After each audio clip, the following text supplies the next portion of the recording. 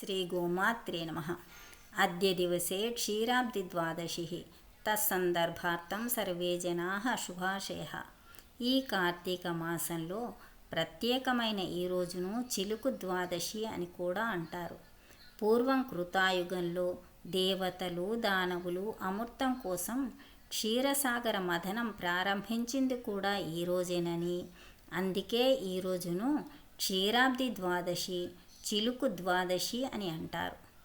పురాణాల ప్రకారం శ్రీ మహావిష్ణువు శ్రీ మహాలక్ష్మీదేవిని వివాహం చేసుకున్నది కూడా ఈనాడేనని, అందుకే ఈరోజు తులసి మొక్కకు, ఉసిరి చెట్టుకు వివాహం జరిపిస్తారు భక్తులు. తులసి ఔషధ గుణాలు కలిగిన మొక్క. ఇందులో ముఖ్యమైన రకాలు లక్ష్మీ తులసి, విష్ణు తులసి, రామ తులసి, కృష్ణ తులసి, భూ తులసి.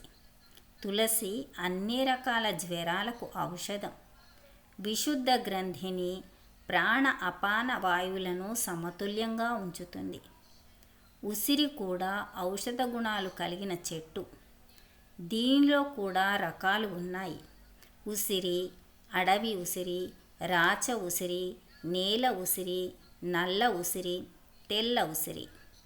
నల్ల తెల్ల ఉసిరిని విషకీటకాలు కరిచినప్పుడు వాడుతారు. ఉసిరి త్రిదోషహారిణి.